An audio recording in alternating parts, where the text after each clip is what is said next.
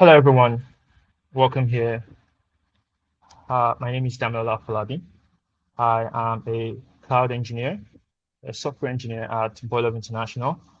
Uh, I build softwares for web, mobile, desktop, and recently began cloud development. Okay. So today I'll be talking about deploying Azure VMs to Terraform, using Terraform. Okay. Initially, it was also supposed to incorporate a little bit of Vault, but I didn't have enough time to get around that. So I'll only be restricting this talk to Azure VMs with Terraform. Again, my name is Damilola Afolabi. I'm a principal software engineer at Boiler International. Boiler International is a software company. We build bespoke software for startup companies or startup solopreneurs who are looking to bring products to the market. Now, given the class of customers that we serve, most customers are looking to build a product or launch a product at minimal cost. Before now, the role as the infrastructure has always been manually deploying, manually configuring VPS, or manually configuring DigitalOcean droplets. Until recently when I got to know about Terraform, which has brought a lot of ease to setting up infrastructure to deploy code to deploy these digital products that these solopreneurs are looking to push to the market. So in this talk, I'll walk you through Terraform key concepts. This talk is majorly focused at beginners. I would like to, share my knowledge to software engineers like myself who are in the habit of manually, manually setting up infrastructure, to be able to ease their infrastructure setup and also reduce their deployment times. Okay, so first I'll be talking about a few Terraform concepts. Next up, I'll go ahead to discuss the basics of deploying a VM to Azure using Terraform. I'll do a little bit of code walkthrough, and then we'll go on to the live demo. Then we'll discuss best practices and considerations. Okay, so let's dive in. So Terraform key concepts. Terraform, as I've come to know, is an infrastructure as a code tool, meaning it allows you to define exactly what your output should be, as opposed to having to manually state every flow of creation. Okay, you only define the desired state, as opposed to manually imputing or manually laying out the workflow for every infrastructure. Okay, and it uses declarative configuration. Okay, using the HashiCorp language. Okay, which makes it again easier to, do all of these things. And one of the cool things I love about, I've come to love about Terraform is the fact that it is cloud agnostic. Okay, meaning it has a large provider ecosystem. So whether you're building for Azure, you're building for Google Cloud or AWS, it has a very, very robust provider ecosystem. And on top of that, it automatically manages your state. So after defining either the size or the type of networking or the OS configuration that you would like for your VM or for infrastructure to have, you could just go ahead and change that. And Terraform behind the scenes stores that state and just does the work required to get you from where you are to where you need to be. And you don't have to worry about how much size difference you need to add, what it would require to move the storage from one place to another. All you need to just do is just define the final results of what you need, and Terraform handles that right out of the box. So the basics of Azure deploying a VM to Azure using Terraform. First, you would want to define your Azure credentials. Usually, you do that using by getting your keys from the Azure portal, or you could use the Azure CLI to log in and retrieve your subscription keys, your subscription ID, your tenant ID, and your secret key. Then you want to define the resources needed to create your Azure. Typically, out of the box, before you can create a Azure VM, you need to define some specifics. So I'm going to be sharing. This is the Azure portal. Here, when you go ahead to say you want to create a VM, hold up. Yeah. When you say want to go ahead and create a VM, there are a bunch of fields you need to specify. You know, the virtual machine name, the region, availability option, security type, image, VM architecture, and a lot of other fields, depending on how specific you want to be. Now, imagine you are a software developer and you have a code you like to probably push to a Linux server to test, or you want to run on an Ubuntu server, and you've written the code and you need to just put it online, and you need to come here and fill all of this.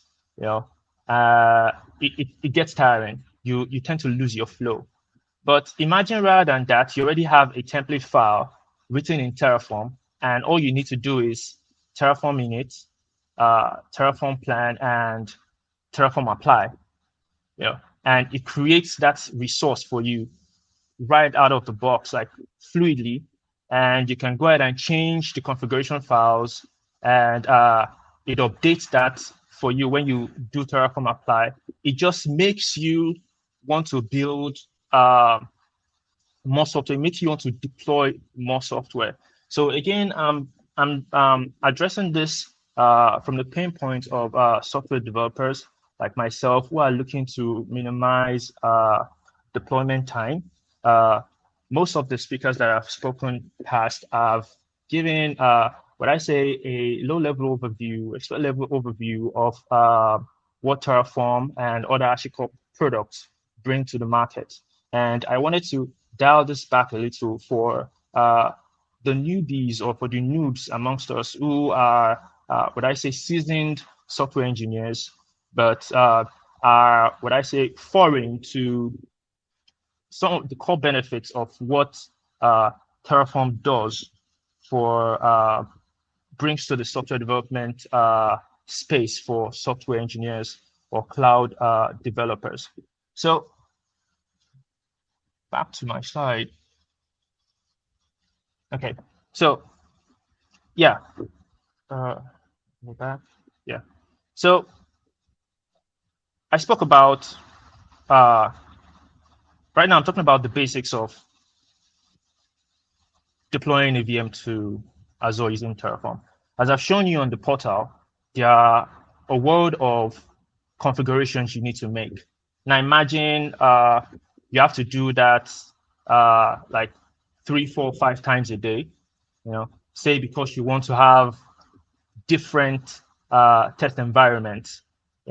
It makes your work typically you would probably have a DevOps engineer handle this, but for small scale startups, like I said, for solopreneurs who are looking to launch products to the market, Y Combinator will call their kind of product a weekend startup.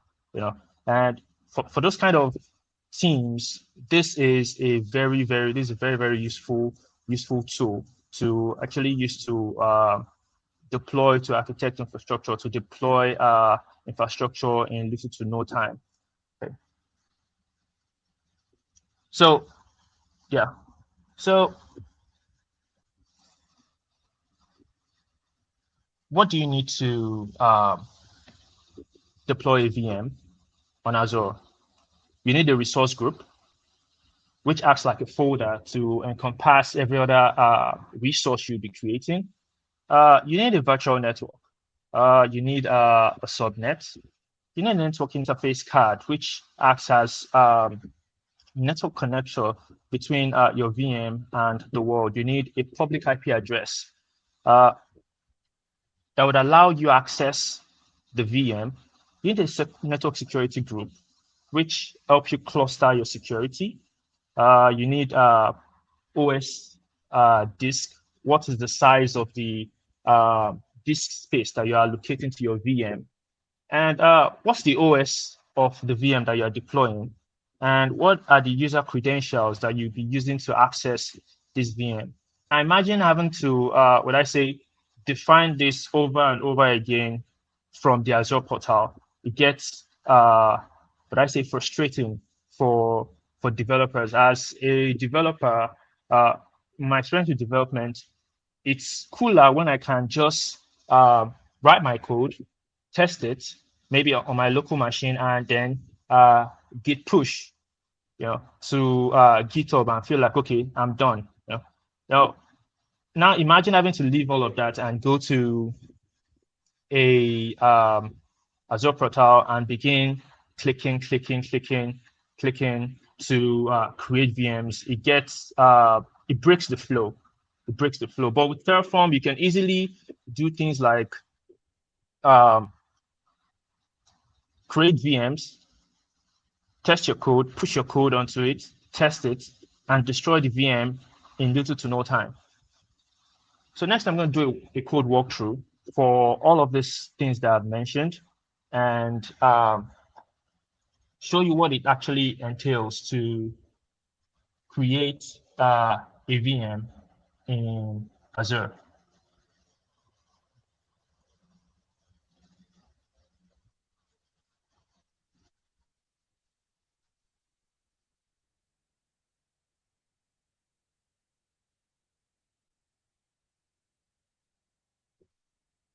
So yeah, try and increase the size of this. Okay, so this is pretty basic.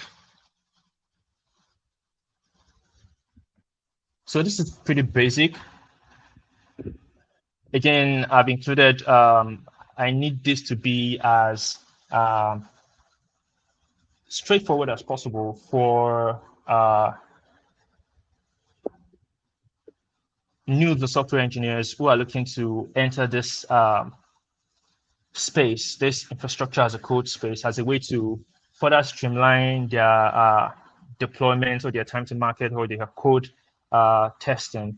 Okay, so first, like I said earlier, you need to get your subscription ID and your tenant ID, okay, which I've done here, and I've populated this. So Azure has, Terraform has a thing called providers, where it has packages everything it needs to help provision your resource with a particular cloud platform. Again, there are lots and lots of different providers that you could explore. And from what I learned from what one of the previous speakers said, you could also create your own custom provider to work as you see fit, which I feel would be a very, very juicy thing to do for a software developer. Yeah. So first, I'm using the Azure provider. I've defined my subscription ID and my tenant ID. Here under the features, I've stated that usually when you try to delete a resource group that has content or has resources in it, you might get some error. So I've stated this flag that prevent deletion if it contains resources. I've set it to false. So once I'm done creating this resource and I go ahead and delete it, whether the resource group contains resources or not, it's going to allow me delete it. So based on the list we have earlier, we need to define our resource group. Again, the resource group is the folder, or it's like acts like a folder where all resources are going to be put in: your network card, your VM, your disk, and everything tied to creating the VM. Okay, so you can think of this first part, this resources, as what I say, creating a recipe towards the final meal. Okay, so the first recipe, if cooking is your thing, maybe salt, pepper, and until everything comes together into the pot, which is the VM itself. So here you have the resource group. I've stated the name of the resource group and the location, which is West US. Okay. Here I'm defining on the next side. I'm defining the virtual network. I'm giving it a name and an address space as well. And we're using the location that I created the resource group in. Okay, and also defining the resource group has a best practice as a way to tag all the resources that I'm creating for this VM. Next up, you create the subnet. I'm giving the subnet a name again, and also tying it to the resource group and the virtual network that I created previously. Also, I'm giving it address prefixes. Then next is the network interface. Network interface, I'm giving it a name, tying it to the same location that I created the resource group in, and also tying it to the resource group that I created. And as opposed to typing out or repeating myself by typing out the name of the resource group, I'm referring to it using a variable namespace. Okay, as you can see here, Azure RM resource group dot example dot name. Okay, and right in that network interface, stating the IP configuration as internal, stating the subnet ID, and the private IP address location as dynamic. Okay, if you wanted to access this as from a browser or from over the internet, you would want to define a static IP, so that maybe you deployed an Nginx server on the VM, or maybe an Apache server on the VM, and when you define a static IP, you are able to access the VM over the internet. So having created all these recipes, which are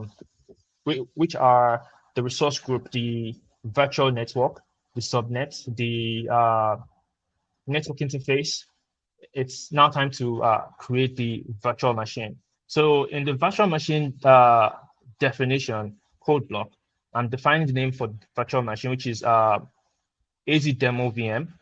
I'm using the same location as before from the resource group using the namespace, stating the resource group name as well, using the namespace, stating the VM size, and defining whether or not to delete the OS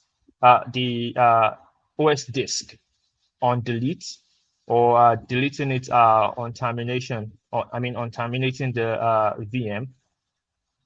Here I've gone ahead to define the storage image, the publisher, the author, the SKU. These are things you find on, you can find this on the HashiCorp registry.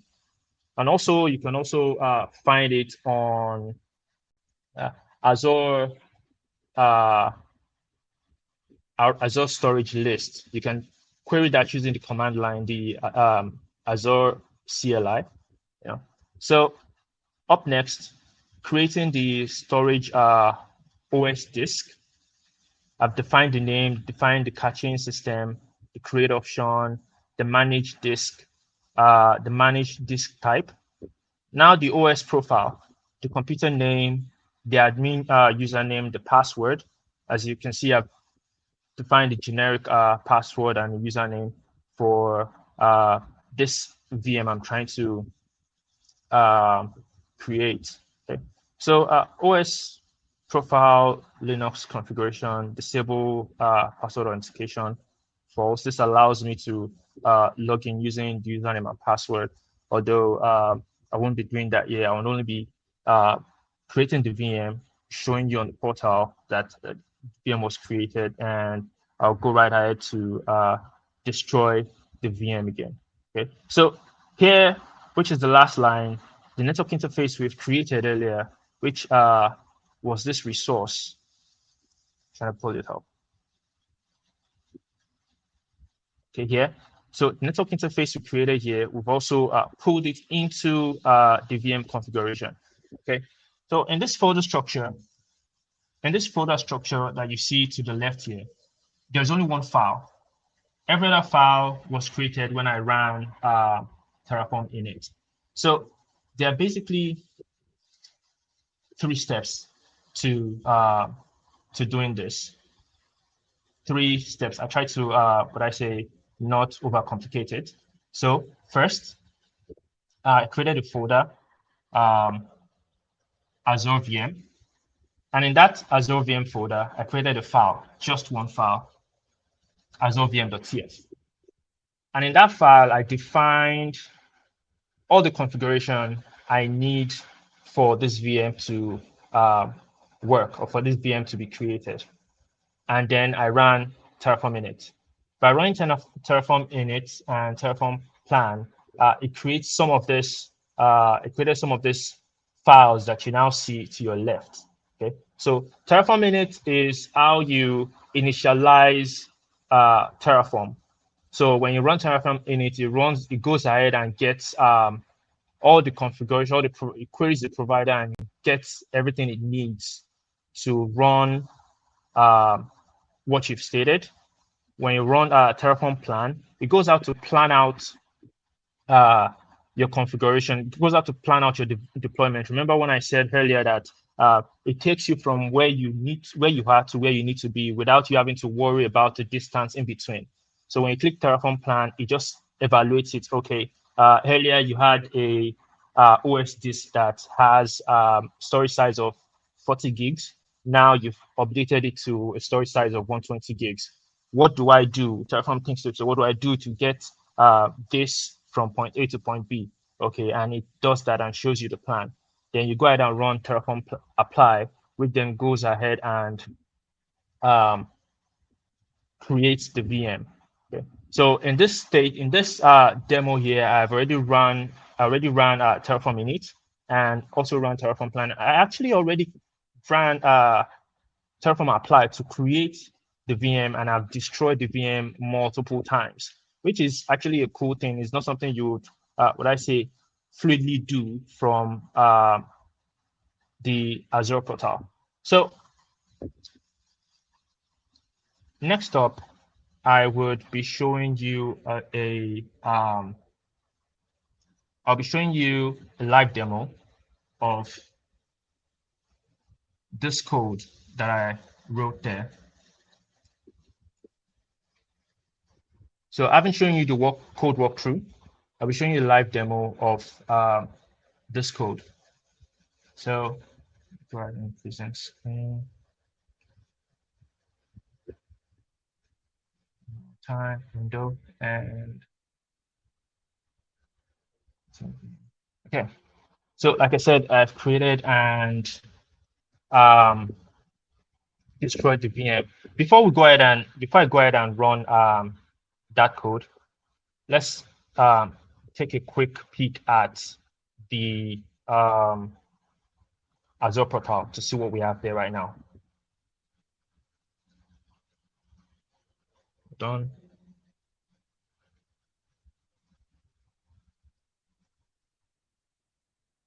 Okay.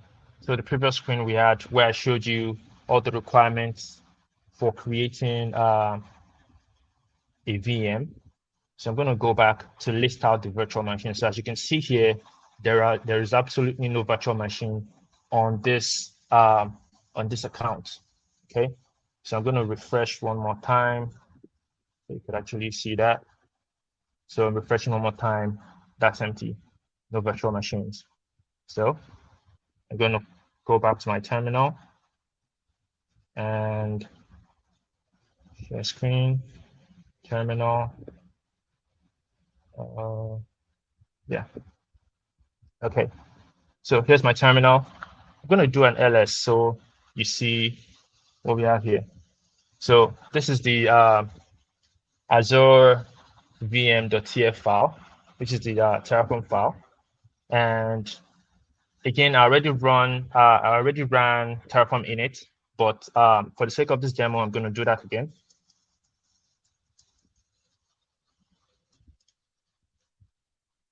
Oh, okay, sorry, that's a typo.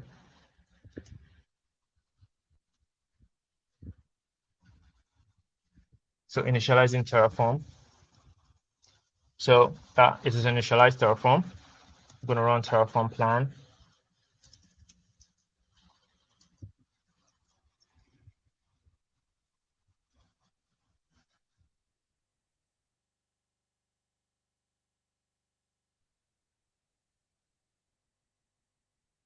Right now it's planning out the deployment. This might take a bit.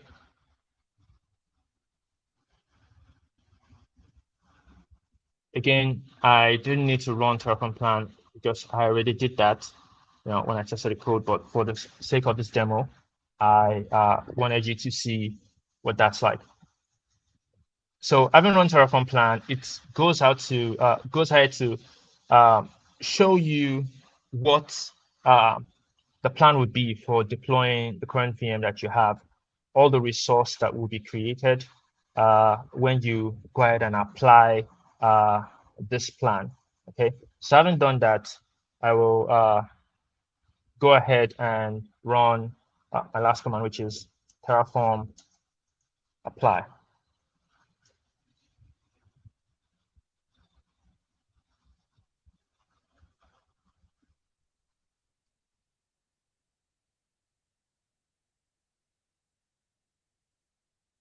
That's currently running.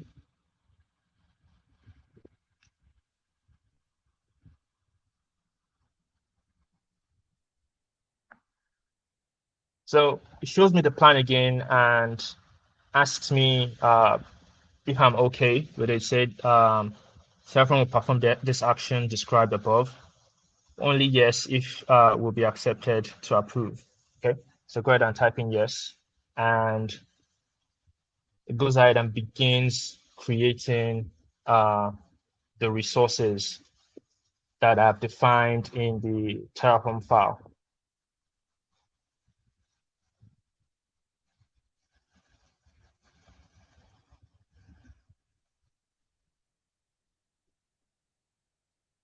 So now it's okay. So it's creating the resource group. Awesome. Awesome.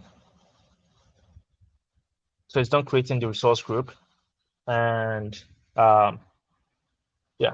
So one of the cool things I appreciate about Terraform is also, again, its ease of use, its cloud agnosticness.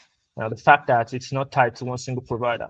Now, for me, who is a ferocious learner, again, I'm a software engineer.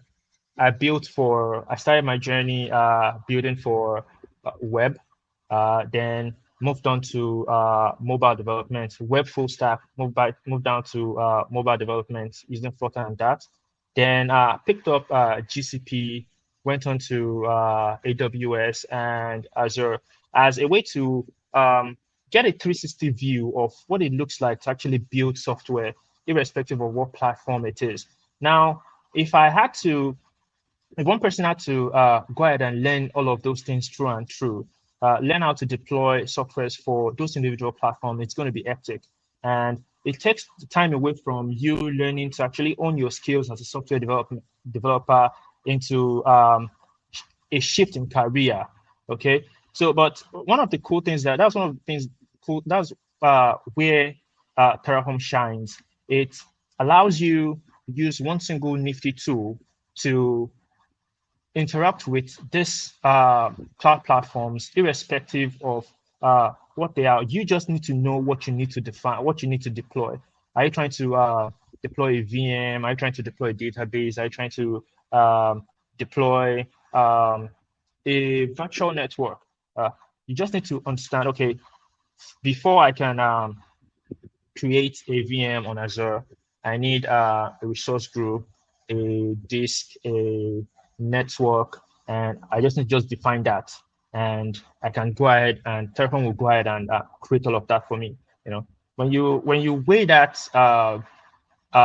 against tools like um, platform-dependent tools like AWS CloudFormation or Azure templates, they get pretty much complicated. But Azure is Terraform is pretty straightforward and a very cool tool to adopt.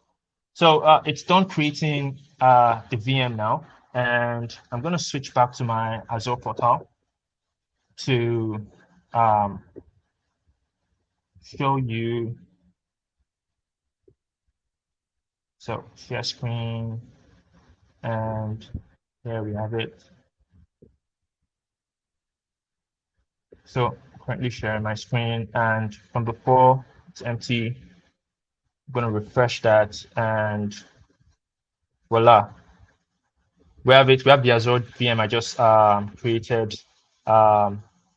Azure demo using West US, using Linux, the standard DS12 V2, and it's right from my terminal. I didn't need to go to the Azure portal, and it did that for me. It's pretty amazing, pretty an amazing tool to in the hands of developers looking to test software on the go without having to leave their comfort zone and keep their flow. So I'm back on the terminal, and just imagine I'm done with this VM and I want to disperse it. So I'm just going to do two things now. First is I'm going to I'm going to destroy this VM that I just created, and I'm going to recreate it again. Yeah. So you did a project today. You wanted to test it on a VM. One of the speakers spoke earlier and mentioned Packer. Amazing speakers earlier with proven experience in the field, showing high-level use cases or expert-level use cases on how you could actually extend the use of this tool. Someone spoke about Packard, someone spoke about Vault, which is pretty inspiring to work with. So I'm going to go ahead and destroy this this VM. and then go ahead and recreate it again to show you how easy it is to create, destroy, and recreate a VM in less than 5 minutes. Now, but if you had to do that from the Azure portal, it's going to be hell because most times you're wondering, okay, what's this name supposed to be? What's that name supposed to be? What name did I use last? What password did I use last? What username did I use last? And because you have a template already, you can just use that same template to create and recreate multiple VMs by just changing some variables here and there. So right now, it's currently destroying. Okay, I believe it's. Oh, I don't. Share my screen. I think I need to do that again. So, okay. So I go ahead and typed in. I'm not sure this is working. Don't get lost me.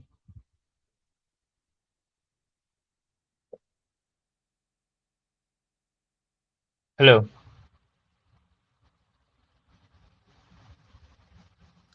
We can hear you. You can go ahead and continue. Your screen is up. Okay. Oh, great. Okay.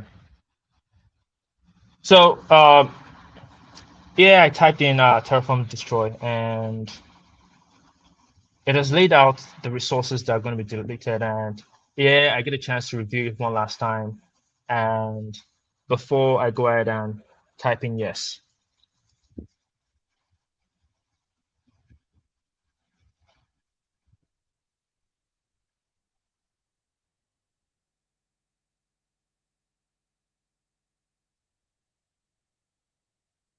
So upon typing in yes, it'll go ahead and begin deleting the resources.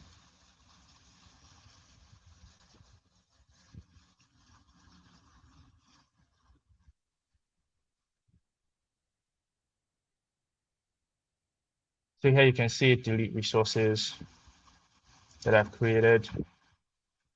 All resources tied to the VM that I've created.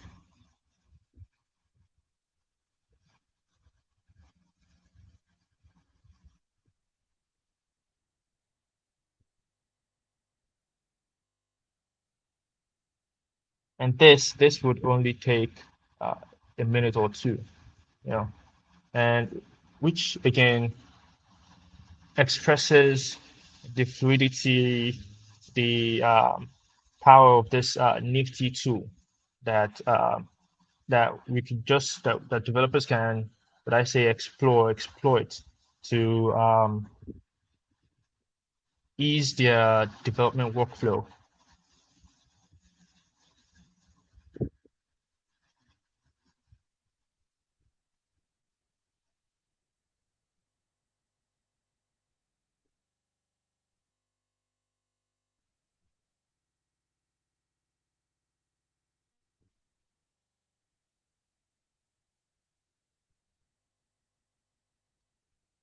So while that's been done, um, I'm going to jump into, okay, I'm still sharing the screen, so I'm going to allow it finish.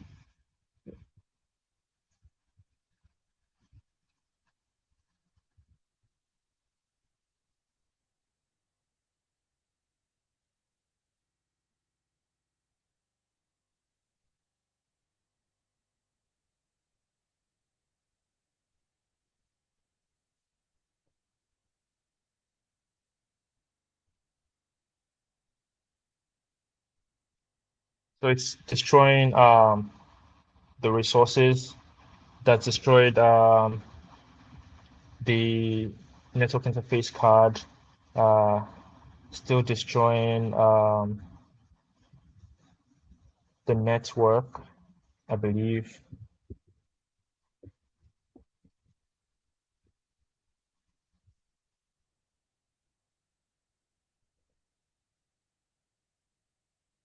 And this is one of the cool things that what I say developers would love.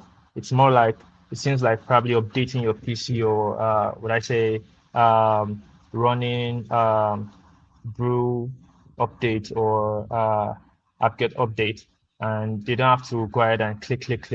Or they need to just do is run a command and allow Terraform work its magic. It's, again, I can't stress this enough. It's amazing.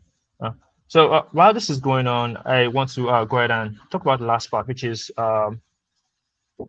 best practices and considerations.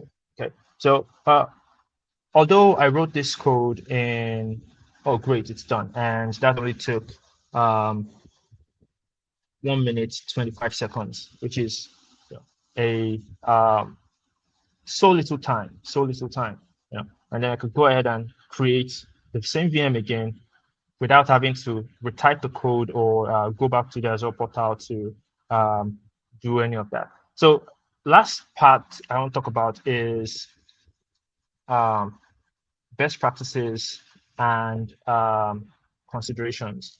Okay, so yeah, demo, best practices and considerations. So one of the best practices of using Terraform, as a lot of speakers have laid out earlier, is first off, you want to, would I say, separate your variables from your core files.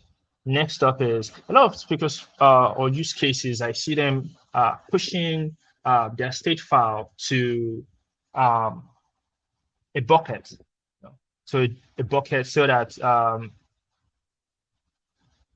developers who are collaborating on the same project can have access to the state file, and what I say, have access to the same resource that you've created, or the current state of the resource that you've created.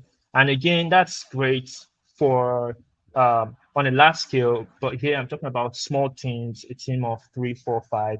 Usually in countries like mine in Nigeria, most new developers or intermediate developers still share source code and configuration files via WhatsApp or Google Drive, and that's not the best practice. But by either using GitHub, committing to GitHub, and using storage buckets, they can easily streamline sharing this resource. So first off, separating your variable files from your core files, it allows you make changes to your code from one central place. Secondly is cloud-based state files, sharing state files in a way where so that developers can have access to, would I say, the current state of the machine you are testing with. And one final cool consideration I would like to touch on I would like to employ developers working for solopreneurs and small startup team is, aside Terraform, I would really implore you to explore the use cases of Packard and Vault, like many experts have spoken about today in their various sessions, using Packard to configure and deploy on after infrastructure as code, after Terraform has done its work, and using Vault to rotate keys and manage secrets. First off, eases your deployment. Number two is it creates a standard of practice for the innovations that you're trying to usher into the market with these solopreneurs. I hope this has been quite informative for you, as it has been for me, and I hope you learned a thing or two about Terraform from this. Thank you very much. So I'll be in the comment section to take questions that you might have, because I see that I've used up a lot of my time. Again, thank you very much for having me on this talk.